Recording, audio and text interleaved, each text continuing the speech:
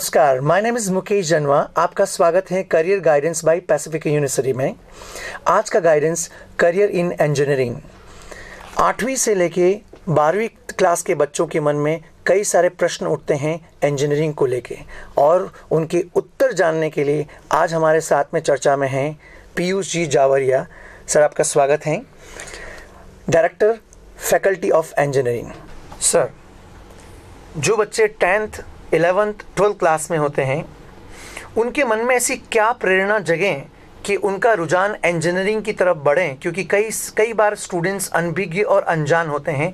आप ब्रीफ में समझाएं। देखिए, आज की तारीख में हम एक स्कूल के छात्र की बात करें तो वो बहुत सारे प्रैक्टिकल्स करता है, और उस प्रैक्टिकल्स के दौरान उसको टेक्नोलॉजी का इतना ज़्यादा इन्फ्लुएंस है तो उसको लगता है कि उत्सुकता होती है उसको जानने की कि ये चीज़ कैसे हुई। अब एक एग्जांपल लेंगे कि मान लीजिए एक कार है, बहुत हाई स्पीड से चलती है, तो उसको लगता है कि ये कार कैसे बनी, डिज़ाइन कैसे हुई, उसमें इंजन कितने का है और कैसे इंजन बना सकते हैं। सिमिलरली आज की अभी लेटेस्ट अपने PSLV में सैटेलाइट लॉन्च हुई, तो बच्चों को उत्सुकता हो रही है। वो भी साइंटिस्ट थे, ठीक है, उन्होंने भी अपने कहीं ना कहीं डिग्री टेक्निकल लाइन में ली। तो ये उत्सुकता ही एक चीज़ है जो आपको इंजीनियरिंग के प्रति जाने के लिए प्रेरित करती है। और मेरे ख्याल से इंजीनियरिंग बहुत वास्ट फील्ड है, हर जगह प्रेजेंट है। आज की आप कोई भी डिवाइस उठा लीजिए, सब में इंजीनियरिंग की उपयोगिता दिखती है। पीयूष सर, जो बच्चे 11-12 का सफ़र तय कर रहे होते हैं, वो शायद मेंटली उतने परिपक्व नहीं होते हैं कि इंजीनियरिंग के अंदर भी जो क्लासिफिकेशन है, जो डिवाइडेशन है ब्रांचेस का, थोड़ा सा उसके बारे में अगर आप ब्रीफ में समझा पाएँ। देखिए, इंजीनियरिंग में बहुत सारी ब्रांचेस अवेलेबल हैं।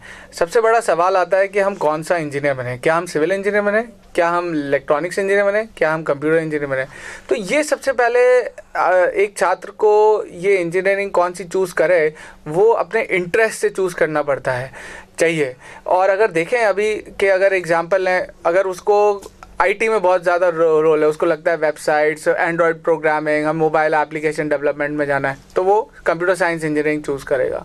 सिमिलरली अगर उसको लगता है कि हम भवन निर्माण में जाएं या कोई नई लेटेस्ट टेक्नोलॉजी से ब्रिजेस बनाए, राइट, कंस्ट्रक्शन इंडस्ट्री में जाना है, then he will choose the option of civil engineering.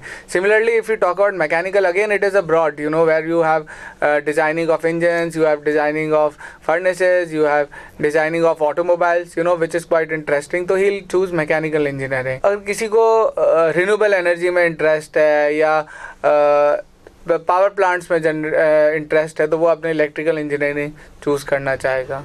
अच्छा सर, समय के साथ कई सारे बदलाव आते हैं, तो करंट स्टेटस ऑफ इंजीनियरिंग के बारे में अगर आप थोड़ा बदलाव पाएँ, क्योंकि आजकल जो बदलाव यूनिवर्सिटी कर रही है आपकी तरहीस पर। If you talk about current status of engineering education is going under through rapid transformation. अब इंजीनियरिंग एजुकेशन वो नहीं रही जो आज से 10-20 साल पहले होती थी कि छात्र गया क्लास में और उसने अपनी पढ़ाई कर ली और वापस घर आ गया। उसके साथ उसको एक्स्ट्रा एफर्ट्स करने पड़ते हैं। एक्स्ट्रा एफर्ट्स नहीं करेगा तो उसको जॉब मिलने की कम चांसेस हो जाते हैं। और अलॉन्ग विद दैट यूनिवर्सिटी को भी मेहनत करनी है कि वो नए नए प्लेटफॉर्म्स प्रोवाइड करें एक स्टूडेंट को। अगर हम बात करें कि हम लोग अब हम एक एप्पल की OS की लैब स्टैब्लिश करने जा रहे हैं, जहाँ पे सिर्फ iOS प्रोग्रामिंग सिखाई जाएगी स्टूडेंट्स को इन एसोसिएशन विद एप्पल। सो ये नई लेटेस्ट टेक्नोलॉजी एज है जो हमें दूसरे कॉलेजेस के ऊपर से मिलेगी हमें। तो हमें भी चेंज करना पड़ेगा, नई नई टेक्नोलॉजीज लानी पड़ेगी। और at the end most important thing, updation of curriculum. Being a university we have a power कि हम अपना करिकुलम इंडस्ट्री के मुताबिक बना सकें। तो वो हम रैपिडली हर ईयर हम उसको रिव्यू करते हैं, and we try to incorporate the latest technology and subjects that are needed by the industry in our syllabus. Piyush sir, ऐसा परसेप्शन मैंने देखा है स्पेशली हिंदी मीडियम के स्टूडेंट्स के बीच में कि engineering is really tough. Is it so? अगर हम बात करें एक हिंदी मीडियम के स्टूडेंट के लिए, उसके लिए इंजीनियरिंग एजुकेशन इतनी टफ नहीं होती, क्योंकि आपको 4 साल का टाइम मिलता है, क्योंकि इंजीनियरिंग इज़ ऑफ 4 years। तो जब फर्स्ट ईयर में आता है थोड़ी तकलीफें वो फेस करता है, मगर over the period of 4 years वो कंफर्टेबल हो जाता है और अपने आप को इवॉल्व कर लेता है कि हाँ ठीक है, 4 साल में उसकी इंग्लिश भी अच्छी सुधर जाती है, and the capacity to speak in English also enhances. तो it's not a tough thing. Over the time he enjoys engineering degree and completes the degree on time. Piyush sir, जो अदर करिकुलर एक्टिविटीज़ जैसे sports हुआ और cultural activities हुआ, इनका overall development में क्या role है आपके अकॉर्डिंग? आप अपना अनुभव शेयर करें। और यूनिवर्सिटी आप अपने कॉलेज में इसको कैसे प्रोवाइड करते हैं स्टूडेंट्स को? स्पोर्ट्स और कल्चरल एक्टिविटी का इंजीनियरिंग एजुकेशन में बहुत बड़ा इंपॉर्टेंस है। अगर हम बात करें पैसिफिक की, हमारे यहाँ खुद की फुटबॉल टीम है जो अभी MNIT में पार्टिसिपेट करके आई और इंटर यूनिवर्सिटी टूर्नामेंट खेल कर आई। सिमिलरली क्रिकेट और वॉलीबॉल और बास्केटबॉल और कबड्डी इस साल जो हमने इंट्रोड्यूस किया है, तो स्टूडेंट्स का बहुत ज़्यादा इसमें इन्वॉल्वमेंट रहा है और हम लोग ने दूसरे कंपटीशन में भी पार्टिसिपेट किया है।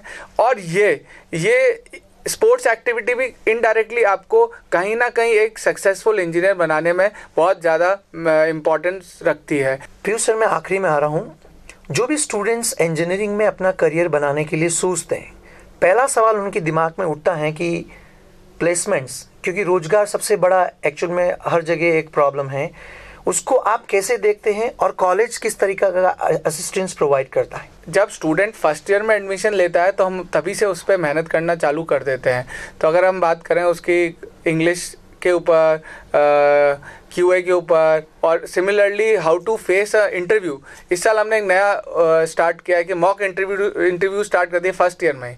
तो उसके लिए हम तैयारी कर रहे हैं कि बाय द टाइम वो ही रीचेज और she reaches by final year, he और she is well prepared to face the interview. Along with that we have extra training sessions on technical as well as aptitude ability of the student.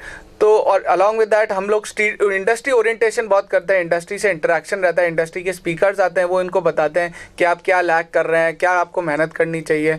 तो placement तभी हो पाएगा या एक student तभी employable हो पाएगा जब वो एक कंबाइंड पैकेज लेकर अपने साथ चलेगा and then he is going to get a good job at the end of 4 years। इसी को देखते हुए इस साल हमारे प्लेसमेंट्स की संख्या भी बहुत ज़्यादा बढ़ी है और we have got placement into all big companies, name it as Amazon, 3T, where our 20 engineers were recruited for automobile plant। तो अगर आप मेहनत करेंगे स्टूडेंट्स पे तो एट द एंड आपको अच्छा फल मिलेगा which can lead to good satisfaction of students also.